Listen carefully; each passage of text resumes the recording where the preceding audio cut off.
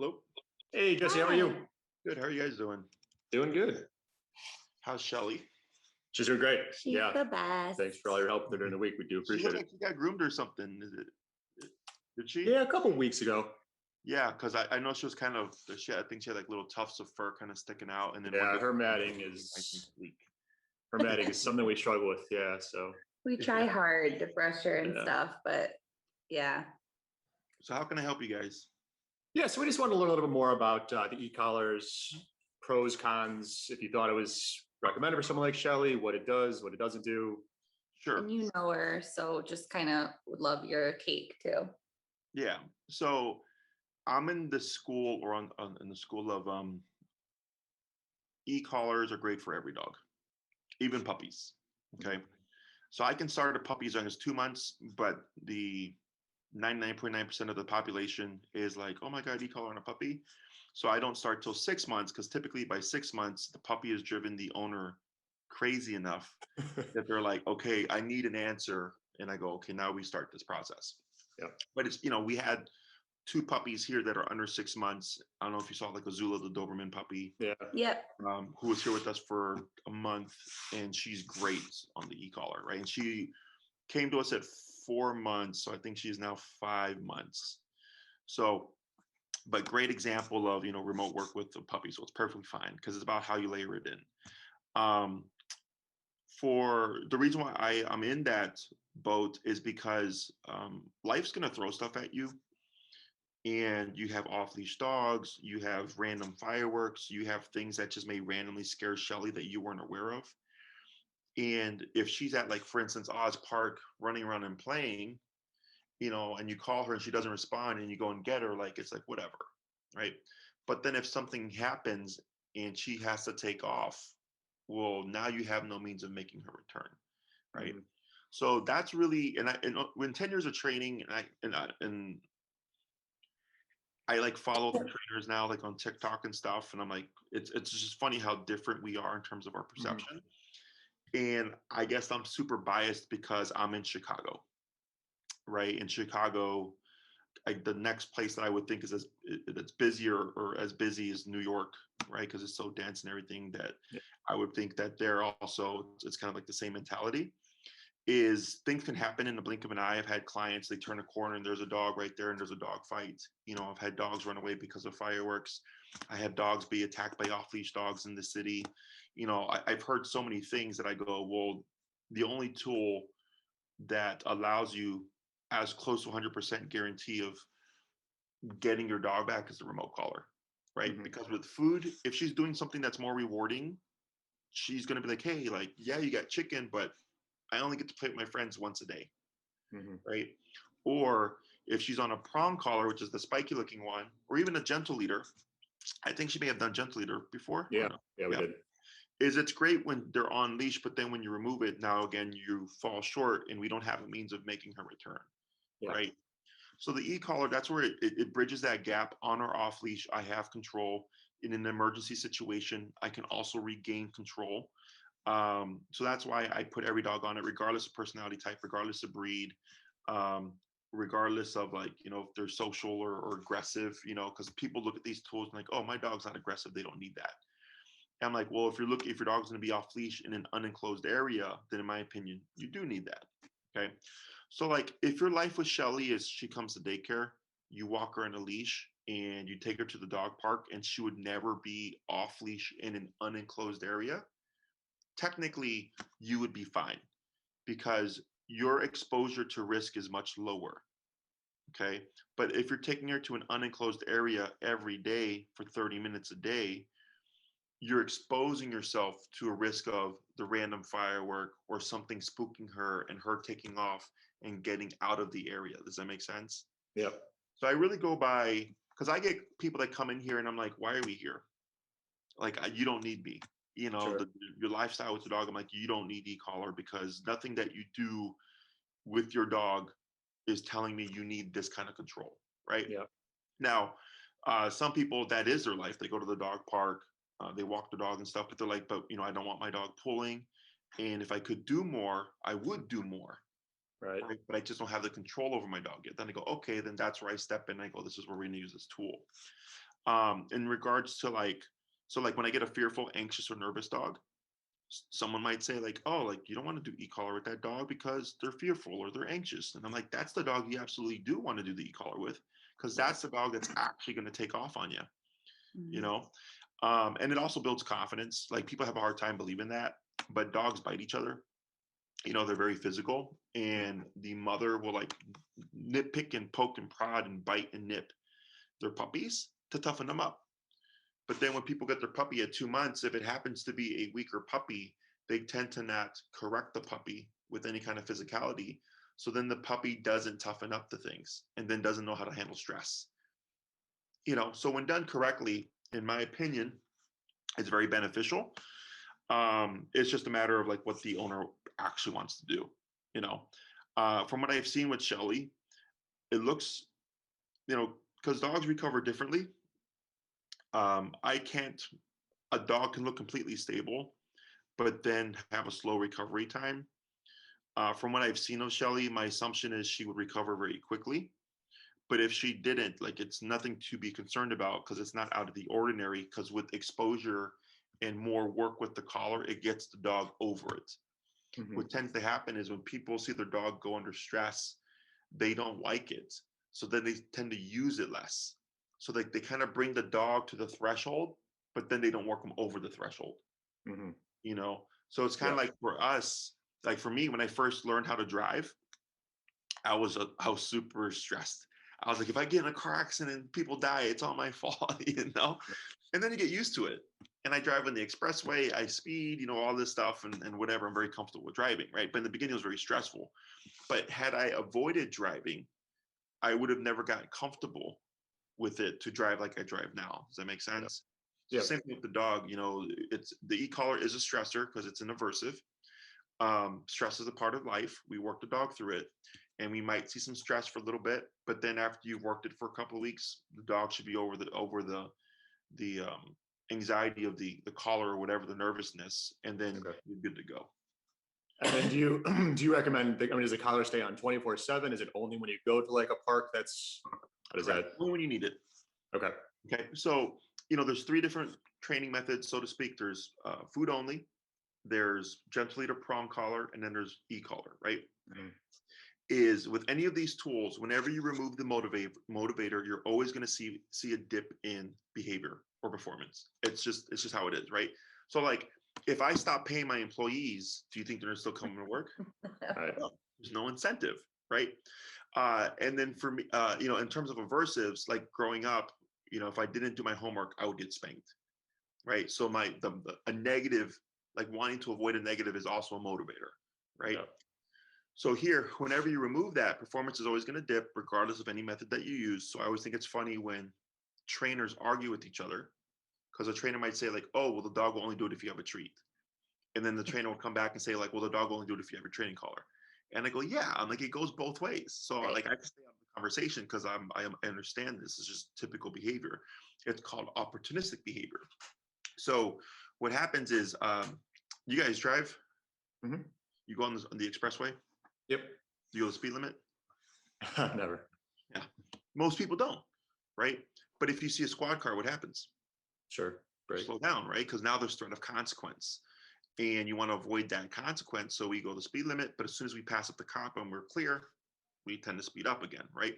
So think of the e-collar as kind of a cop on a collar, if you will. Okay. So that's why if you ever go outside, you're going to go for a long walk, she's going to be off leash, you're going to go to a friend's house, going to go to a restaurant, she'd have the collar on. If guests come over and she's super chill, then you don't need it. But if guests come over and she's super excited, you'd have it on. Maybe the first 15 minutes, and then she chills out, and then you take it off, and she's great for the Yeah. rest of the night, you know? So it's there as you need it, just because of opportunistic behavior. Dogs aren't dumb. You know, they do learn to recognize, you know, when the collar is on and off, just like we recognize when there's a cop or a squad car there. And it has nothing to do with my skills as a trainer. It's not about the training methods. It's simply if you can get away with something, you'll try it. Okay. Sure. Other questions? So what does training look like? How many weeks does it typically take to start understanding or for Shelly to start understanding? Like how it works? Yeah, I'm Um, just curious. You recommend a normal training? what is So what training would look like depends on what you want with Shelly. Okay. So think of it as this. Think of it as I walk Shelly, we go to the dog park. We walk Shelly, go to the dog park, go to restaurants. Walk Shelly, go to the dog park, go to restaurants, go hiking, go to the dog beach, go to friends' houses, right? Like if it's simple, then it's shorter. If it's we do a lot more, it's going to be longer. So where would you like put yourself in those categories? Yeah, so I mean, I'd say definitely, Shelly's good at the park, but she loves tennis ball. So if there's a tennis ball somewhere else, saying come is not always going to get her attention. Sure. So certainly that's probably my biggest concern. Yeah, I mean, eating dinners on a patio. But we do that. She's now, usually and good about it. She's great. Excitability when That's guests what come I'm over. struggling with. Like, yeah, she's excited. Like, what would it help us with? Like, I hear you on recall. That'd be great. Yeah. I hear you on the walks Mhm. around the house. She's just kind of like, she can be not the norm, but she can be just like generally naughty, like just little start biting your clothes. Yeah, she's like a kid, biting your clothes and Mhm. tearing things apart and running away with things she knows she shouldn't have. But normally, like if we're like get the serious voice and say leave it, But I think she'll do it. She just hates it. But I feel like that's pretty good. Yeah. You're not gonna like stop her from like being Yeah. herself. I would say more just like having the opportunities to go to like a Lake Michigan and walk the beach and not have to have her on a leash or worry about, her. Yeah, somewhere. recall is the biggest thing that Yeah. we struggle with her. Not Sure. again, not most of the time, but Yeah. sometimes it's inconsistent, which makes it scary. Right. Yeah. And then it just takes one time. Right. Exactly. Exactly. Yeah. So think of it as like, so if I go to a restaurant and like, let's say she's hanging out and she's friendly and she's just like, curious and stuff. If Mhm. that's fine for you, then that's fine. For me, Right. I go to the restaurant, I tell my dog to lay down and they don't move for 2 hours, Right. So like, cause I'm very strict, I'm very disciplined. So that's my personal preference, but that's what would change is like, because it is friendly or like naughty behavior, or cute kind of behavior, we tend to overlook it, right? But for me, I have to be consistent, at least with my dogs, because of all the dogs that we get here, right? But I don't have a problem if my client goes like, yeah, like my dog does this and that. I'm like, all right, are you fine with it? Like, sure. I'm like, all right, cool. I don't care. It's your dog, right? Sure. But then in terms of control, like I go to a restaurant, I don't want to have to worry if she's wandering. Because like, let's say she's wandering and there's another dog and that dog starts to guard their table, right? There's a potential interaction there because there's food and all that stuff involved. Or maybe that dog just guards their owners, right? Maybe there's a dog that's not so friendly walking by the patio and she's being curious and we're talking, we're having a conversation and she's poking her head through the little fence thing going like, hey, who's this dog, right? Because she's friendly, but that dog isn't. Potential for interaction. And I've seen this happen twice. One, when I used to work at PetSmart many years ago, this person had their dog on a flexi leash and they were in the aisle and the dog was like a 30-foot flexi leash, went all the way around into a different aisle, got attacked. Okay. Because they gave the dog too much freedom there. The second one was I was actually going to Lakeview on Diversey and somebody was having a conversation and they had their dog just kind of sniffing and pulling here. And then someone, it was kind of like it was a block and then another block coming like this. So you couldn't see. So they were distracted like this. And someone was coming up the block with their dog on a flexi leash, 20 feet ahead of them. And they went around the corner and there's a fight right there. So I'm in the boat of always like having control unless I'm going to be actively attentive to my dog, right? Yep. So if I go to a restaurant with my dogs, I'm going to be distracted. I'm going to be eating. I may potentially be drinking. It might be my girlfriend, it might be my friends, right? Is my dog's in a down so that I know if anything happens, it's not going to be on my dog's fault, right? It's going to be on whoever was doing what they weren't keeping the dog under control or anything like that. So it removes that potential variable there. Okay. Now, if it's like every time we go, we position Shelly somewhere where we know that's not going to happen, then that's another answer too, right? That's what we do now. Not saying that is what we should do. I'm just like, but I mean, I think request tables that but I think put us in a spot where we keep the leash super short, so she just lays under the table. Yeah, And she's usually good about that. I mean, She it'd be is, nice to be yeah. able to say, lay down and have Sure, her. and not have to request the table in the corner Yeah. or whatever, but just to like make sure that she's safe. But Yeah, because the e-collar allows you to do is Shelly down, and that's it. Right. Right. She's there for a couple hours, or you can use place command. We use the place command a lot, which is also a favorite for clients, that they'll just bring a towel, tell the dog place, and the dog can sit, stand, or lay down. They just cannot step off the area of place.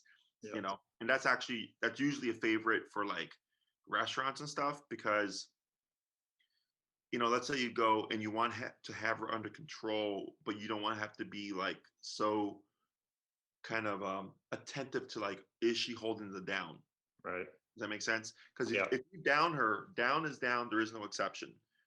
Place is just go here and don't move for the next couple of hours, but you can sit, stand, and lay down. Right. So it's more lenient. So clients like that one when they go to restaurants, because they don't have to keep such a sharp eye on their dog. Yeah. Okay. So what are the negatives? I know Karen's concern is I personality want to ask changes. about that. Yeah. It doesn't change the dog's personality. It's one of the most common questions I get is it's on and off. Okay. So if I say heel, the dog is glued to my hip. And when I say break, the dog is a free dog. So if you saw my dogs and I released them, they are normal dogs. They're running, they're sniffing, they're peeing, they're pooping, they're having a good old time, but they just come back when I call them. Yeah. And when I say heel or when I say down, they're under control. So like if I say down, you might see my pit just like lay down, and someone might go like, oh, look, she's sad. I'm like, she's not sad, she's calm. Right? Because you can't have excitement and have a dog be stationary at the same time. Those are like opposite things, right? So when she's under control, she's going to be passive, she's going to be calm. But if someone came up and like pet Shelly, she'd still wag her tail and like be happy. She's just under control. So think of it as like, so one of my buddies went to he's in the National Guard. Okay.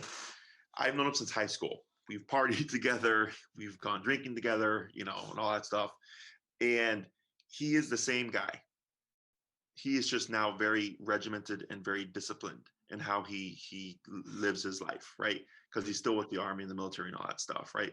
But it's crazy because he's very structured now, like with his home, like he bought a house and everything. He's got these house projects, he's got these things he's going, but it's all stuff that he got from the military.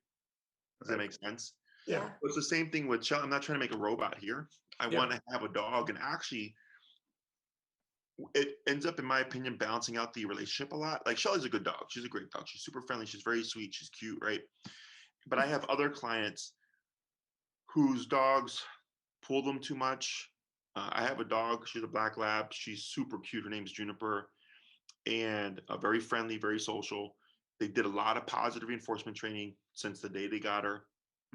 And I just spoke with her last class, and she was saying that how she enjoys her so much more now, because she's like, man, she's like, I used to loathe walking my dog because she would yank my arm so hard, regardless of having a gentle leader or something on, right? And I was like, but with the training, she does a lot more walks now. She gets a lot more off leash time at the park now, because they're not concerned about, is my dog not going to come back, right? And then they just learned duration work. They just learned the place command. We taught the down command as well. So they're like, now we can take her to restaurants and not have her like, being the overly social puppy. So you have a social dog, but Shelly's more from picking up passive, right? Which makes it easier. But when you control equals freedom, okay? I'm not doing control to be mean to my dogs. I'm doing control because I would like to take my dogs everywhere, right?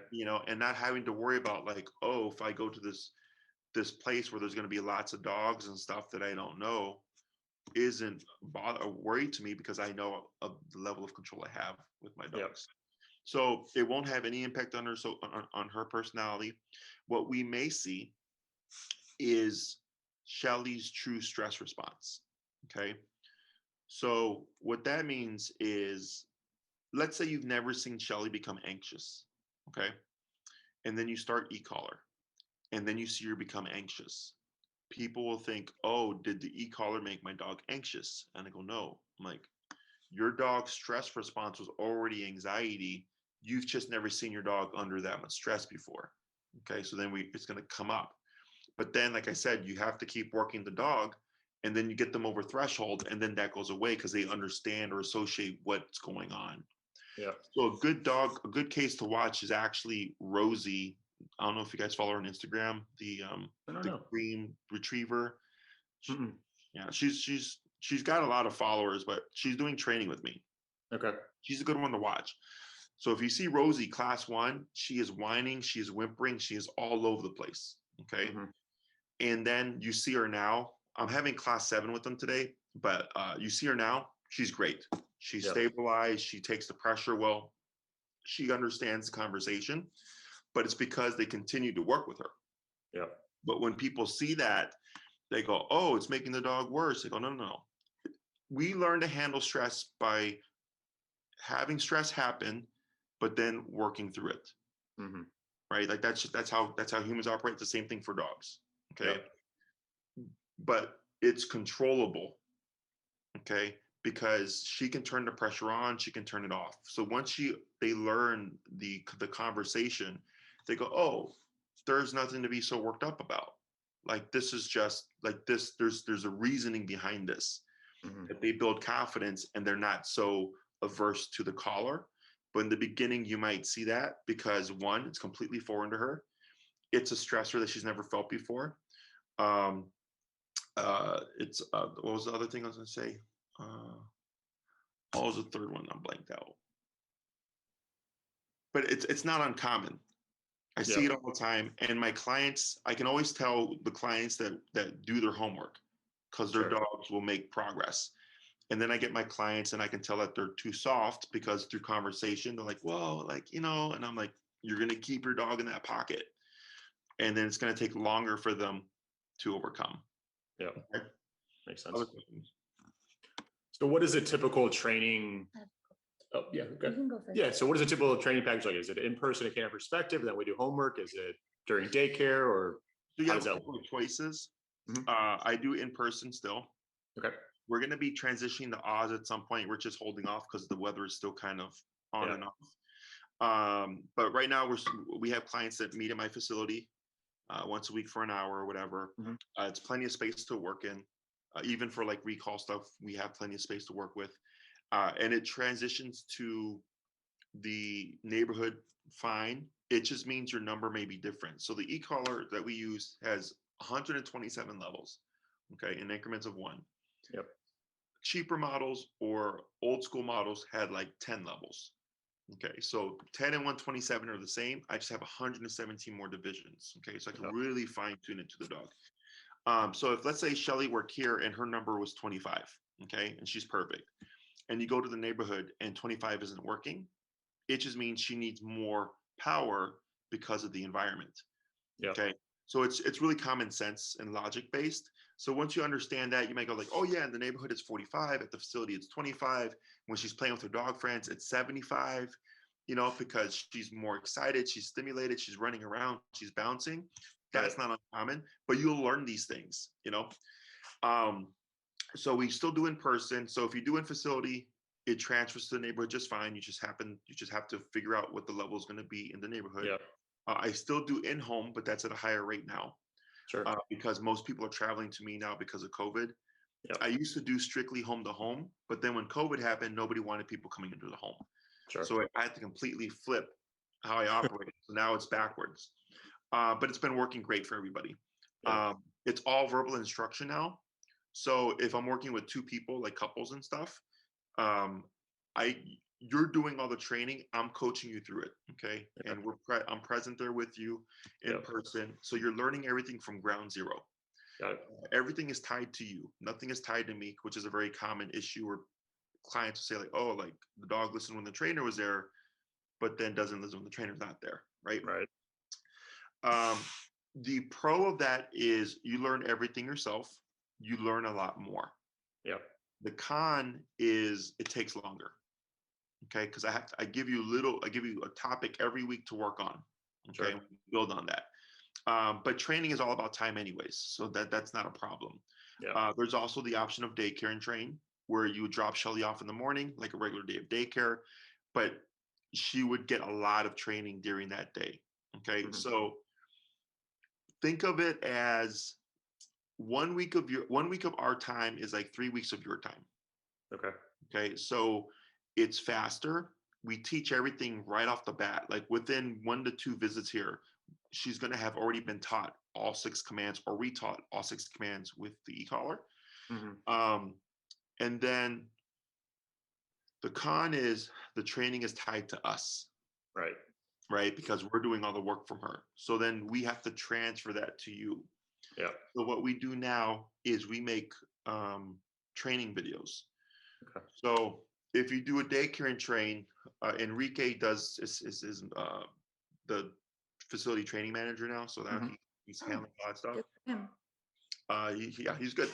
He's learning He's a lot. great. So he breaks down everything. Okay. So he'd have Shelly, he's filming that and he's working with Shelly. He helps teach you what her numbers are. And you see Shelly learn place, sit down, stay, come, heel with the e-collar day one. Mhm. Okay. So you're seeing the first session of every behavior because that's where the dog's going to be at their worst. Okay. Yep. Because they don't know what's going on. So you see him work her through it. He'll explain things, right? And then we condense that into one video. We send it to you. It's like an hour to an hour and a half long video. And as soon as you get that video, you can start applying your training. Okay, because he's essentially teaching you how Shelly learned, and then you just go and apply it. Right. Okay? Now you get follow-up lessons as well. Okay, so what some clients do is they take dog daycare and train, they get their video, they start practicing it on their own, and 3 weeks later, they're like, "Hey, we want to book a follow-up session because we're struggling with this thing. Everything Yep. else is great, but we're struggling with this." Okay, then I come in and then I work them through all that stuff, whatever it is that they're having issues with, and then they continue to work on that stuff on their own. Yeah. Okay, so the longer the program, so there's 5, 10, 15, and 20-day daycare and train programs, kind of like the daycare bundles. Yep. And you get a video for each week. Okay, Okay. so if you do a 5-day daycare and train, you would get one video. If you do a 10-day, you would get 2 videos. Okay, and the way it progresses is the first week is longer because we're teaching everything. Okay, if she does a second week, then Enrique starts to transfer everything to the long leash to start build to off leash reliability. Okay. Yep. And he shows that, and it's a shorter video because everything's already been taught. He's just showing you how to transition it to the long leash. Mhm. In the third week, we start working her in the pen, training with all the other dogs around. And in the fourth week, they take her to Horner Park or Oz Park to show you how the obedience applies out in the outdoor setting. Okay. Yep. So then some clients have just watched their videos and they just keep doing that stuff. So they save their follow-ups for when Right. they really need it. Okay. Because they don't expire. We've had people do the videos and not contact us because they're like, these are great. We're going to just use these and we'll contact you when we need you. And Yep. other people right off the bat just book something because they just want to have a little bit of more assurance that they're doing things correctly. Sure. Okay. The last option would be the board and train, where that she's here 24/7 for whatever period of time she's being booked for. And that's something that people do like when they travel, Right. if they go out of town and something, they're like, well, if I'm gonna go out of town, I might as well just have my dog trained. Yep. And it follows the same structure as a daycare and train, except, we open at 7, we close at 10. So that Yep. day is a really long day Sure. in terms of training. But it's daycare or, playtime. It's, duration work. She's getting her training sessions, the treadmill time, like normal, and training walks like Home Depot and PetSmart to start applying the training out in the real world so that it becomes applicable. Yeah. Okay. So pros of in-person, you learn a lot more. It's all hands-on for you. Con just takes longer. Okay. Board and train or daycare and train, pros, we get it done faster. Cons, everything's tied to us, and we still have to transfer things to you. Okay. And I'm Question? guessing you could probably mix it in person with the daycare and train. It doesn't have to be exclusively one or the other. Well, with the daycare and train, you get in person with the program, Okay. right? So like I don't know off the top of my head, but let's say you did like a 10-day daycare and train, it might come with like 3 hours of follow-up. Got it. Okay. So you can do 3 1-hour lessons whenever you want. Okay. And you can always purchase more in-person lessons if needed. Sure. Right. But the daycare and train comes and the board and train come with follow-up work. Got it. Yeah. Questions? No, I mean, it just comes back a little bit to like the questions for me, like on, well, I guess I have two. It's more like the personality questions. So I hear you on that. I appreciate it. Though, I guess the first is like, I love how much she loves people. Mhm. Have you seen any dogs that then are like, you know, less, because like were the people doing that to her? You know what I mean? Like, does she like, have you seen that at all? Where then they love people less? No, because it's they don't know where it's coming from. You know, she doesn't connect that you holding the remote with the e-collar is what's happening there. You know, plus dogs aren't like with humans. If someone keeps calling you names or mistreating you, you just dislike that person. You know, dogs don't do that. Yeah. You know, I've seen, you know, in my years of training, a couple of clients who I would say weren't the best people to their dogs, you know, Sure. but the dog still was like the same, just that's just the dog, does that make sense?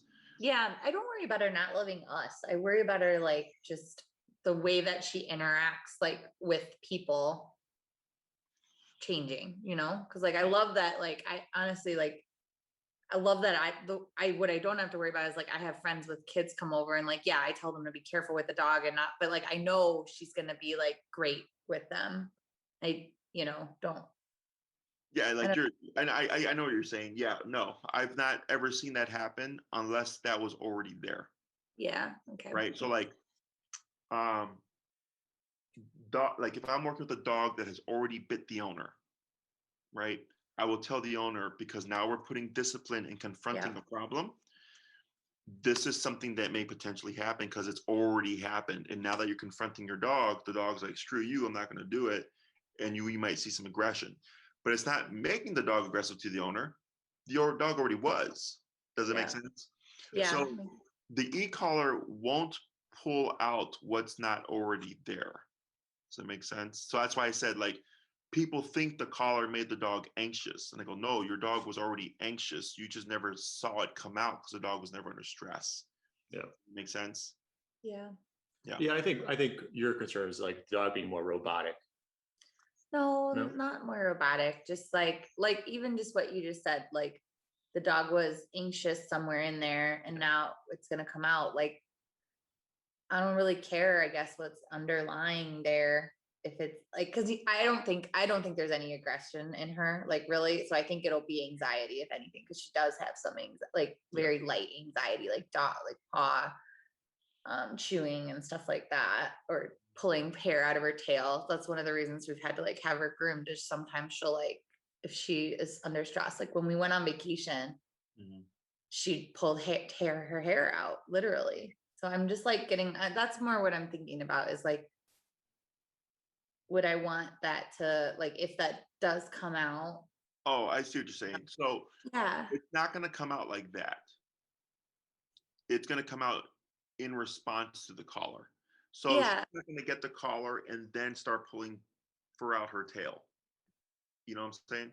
So actually, it can fix that stuff. Okay, so the reason why a lot of dogs have anxiety and overstimulation issues, which is kind of the two most common ones that I get, aggression is actually not that common. Yeah. Okay? Like full-on aggression is super, super rare. Dogs are aggressive typically in response to something. They're scared, they're nervous, right?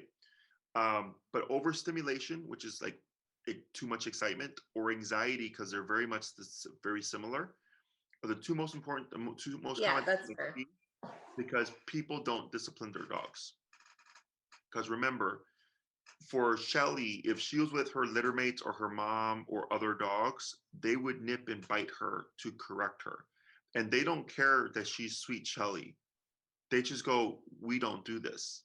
And they correct, But because humans, when we see that part of the dog and we don't want to lose it, we tend to not do certain things. Does that make sense? Yep. But I for mean, Shelly, we booper. We do the booper. I don't think we're as strict as we should be. We do the claw. Yeah. I mean, Well, so think of it this way. I'm not saying that you don't. Yeah, we do. We do. I think we do. But I if don't I think had Shelly, there would be no ripping out of fur. There would be no grabbing at clothes, taking things that she shouldn't have, Sure. right? So I'm not saying that you don't, Yeah. but She does do those There's more things. things to. She does yeah. do those things. but That was that's actually how that stuff works, because her taking something and just like kind of being playful is cute to us, right? But the lack of discipline there can circle around into the anxiety. Yeah. Okay, that's the kind of it's a weird kind of little feedback loop, because we're looking at it like, but Jessie, like, but she's just so sweet and funny and cute when she does this. I'm like, yeah, but like it's not acceptable, and there's no correction there. And then all the other stuff is kind of like there's because overstimulation is typically a lack of boundaries. Okay, and you might say no, and you might boop her and stuff. But a boundary to a dog is, oh, you got too close to me when I was eating my food. Boom. Right? It's much firmer than what we think it is. Does that make sense? Yeah. It makes sense in theory. Yeah. It's hard for people to to wrap their head. Yeah, like I get what you're saying, but I think even like, I mean, obviously, like what you're saying is the penalty isn't high enough in some of these situations where we like, because she knows when she's doing something that she shouldn't do. I think not every time, but 80% of the time, like if we put a serious voice on, she's like, oh, I thought we were playing, but and she'll drop it. Or if she doesn't, she's doing it because she knows she's going to get like the claw. Yeah. And even sometimes I'll be like, and then she'll drop it because like she knows, like I don't want to get hit with this, but right. I don't know, maybe, but she still does it. So if we did go through with it, I mean, do we get the whole thing from you? Do we purchase an e-collar on the side and then bring it into you? How does that look or work? So you have a couple of options. I've been telling people just go to Amazon. How much does Shelly weigh? 55, 60 pounds. 60 pounds. Okay. You technically have a couple of options, and Maria would provide you this information. One is for 70 pounds and under, and the other one is for 70 pounds and over. The only reason why I would suggest the 70 pounds and over is because she is a golden, so she has a thicker coat of fur. Also, because she's a golden, people tend to think that they're not that tough.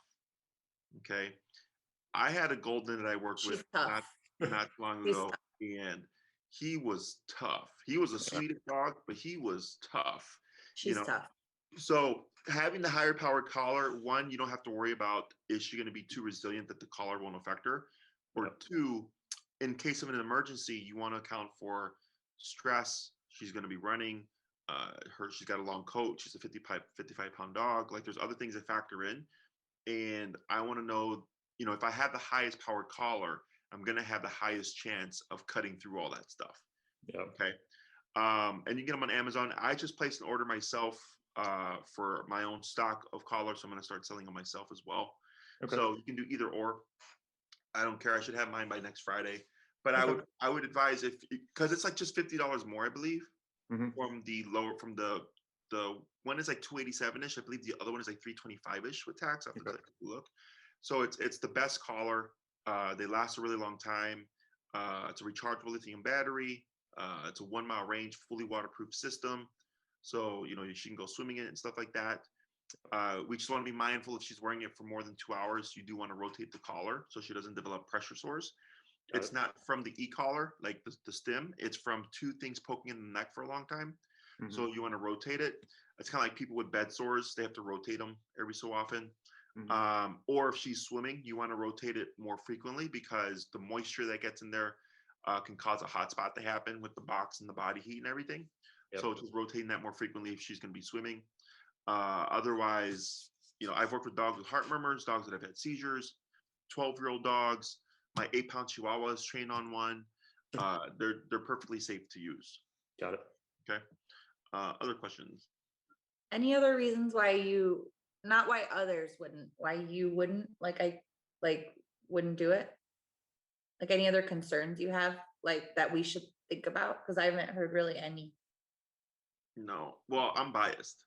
Yeah, no, I Yeah. know. That's why I'm just asking, like, from your perspective. Yeah. I mean, I've built my career on e-collar. Every dog over 6 months that I train is on e-collar. And it's because it's the most consistent for the client. Like, as long as they're doing their homework and they're practicing and stuff, they're going to get there. With other methods, it falls short because one, if you're not seeing results, it's hard to be motivated to keep doing it, right? Or if you're using a prong or a gentle leader, again, it's great when she's on the leash, but then once we remove it, now we don't have that connection or that conversation there. And I've trained puppies as young as 2 months on them, and I get dogs so I have a really screwed up dog right now. I don't know if you saw his clip I put on my Instagram. He was like trying to attack me as the lady was trying to walk by. I didn't see that one. Yeah, he's here. He's boarding with us. He's been here for 2.5 nights, and he had seen a behavioral therapist. He saw a veterinary behaviorist. They put on 3 types of drugs. They made the problem worse. And then I come in, and then within one class, the lady comes back and she took him to the veterinarian. And for the first time in 3 years, they were able to take him and not sedate him.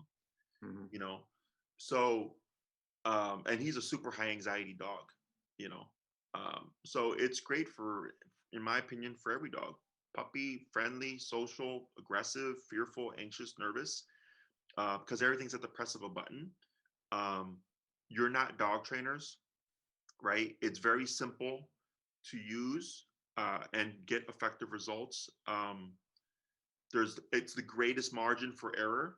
I think a lot of trainers talk about timing and like all this stuff, and like they make people super paranoid about it. You have a very big gray area to actually screw up, and you won't screw up emotionally. You won't screw up psychologically or physically or physiologically, because it's just it's a muscle stim. The hardest part is the emotional aspect for the owner, because you don't want to hurt your dog. Sure. Yeah, I think I'll struggle with that. So it is like a real thing for me. Yeah. So I gotta think about it. And it's best that you're honest. You're not the first person. You're not going to be the last person. Yeah. Yeah. And I've learned to not rush people. Okay. It just, if you're working with her and you're like, hey, Jesse, I'm doing it. It's just taking me time. I go, don't worry about it. Just keep doing what you're doing. Because the more you expose yourself to it and her to it, the more confident and comfortable you're going to become. Okay. But you're definitely going to have to put yourself into that to make progress. Okay. And I tell everybody, if you're not committed, don't even start it. Yeah. Okay. So like we have a puppy here, Winnie the Golden, for board and train. Yeah. They wanted to do e-collar, and I said minimum 2 weeks. And they're like, oh, well, we're only going to do a week. I'm like, not for a dog that young, because we can't start her and it's not enough time to work her through it. Right. Sure. So I said, I'd rather you do something else or not do it at all and wait till you can commit to 2 weeks or whatever. Because I don't want to put the dog to threshold and not work them through it. Okay. So and you can start at any point with e-collar. I've had dogs that have had no training and they're 5 years old, and I've trained them and they're off leash reliable. I've had puppies as young as 2 months. It's just, there's no rush when doing this tool. It's the most versatile tool there is. It's just the emotional component that's difficult. Yep. Thanks, Jesse. No, we appreciate it. Any other questions? That's it. Well, thank you. Yeah, I think we'll obviously have to think about it a little bit, but we'll be in touch with Maria if we want to go forward. I do thank you for your time. And yeah, we really value you guys, by the way. Like Shelly loves going there. That's like my other worry is if we do like a board and train, I actually like don't want her to not love going to see you guys. That's not gonna happen. No, like, cause she loves it like that. And that takes a lot of stress off of us, like with work and just knowing that she's safe and somewhere she loves to be. Yeah, because what happens is we're balanced, right? So like, let's say we started the training, right? Yeah. And there's some aversion and stuff. Is because she still gets to play, she still gets to do treadmill, she still gets her training, like she's doing a lot of stuff that balances it out. Okay. So if we did see that maybe the first couple of days, but eventually she'd get over it. Again, it's just that threshold. Okay. I have a dog here, Bane. He's a deaf bull terrier who came here for aggression, and we put him under a lot of pressure. We put him into a lot of discomfort to get him over using aggression as his response. He loves coming here. And even the owner was like, holy shit, man, after all that stuff he did to my dog, like he pulls him to the front door. Yeah, Like, so does Shelly. She loves you guys. And he's like, this is crazy. I'm like, yeah, I mean, we're not assholes. Like we're all appropriate to the dog and what we're working on. And the dogs have concept of this. You know, we're not just coming in and blazing on the collar. You know, we're working appropriate to the dog, and dogs are aware of that. You know, it's a conversation. So if we did see that, she'd get over it. I doubt that we would see that. But you know, you have your options. There's no rush on whenever you want to start, whatever. All I would suggest is if you decide to do in person, you definitely want to reach out sooner rather than later, because at this period of the year, spring to kind of early fall, I'm super busy. Sure. Yeah. So even my daytime stuff is getting booked up, just so that you're aware. Okay. No, yeah, appreciate it. Okay. Yeah, of course. If you have any other questions, just let us know. Otherwise, I'm sure we'll see you at some point with Shelly during the week. I'm sure. Oh yeah, we'll be there. Yeah. Awesome. Thanks, Thank you so much. Okay, Take thanks, care. Jessica.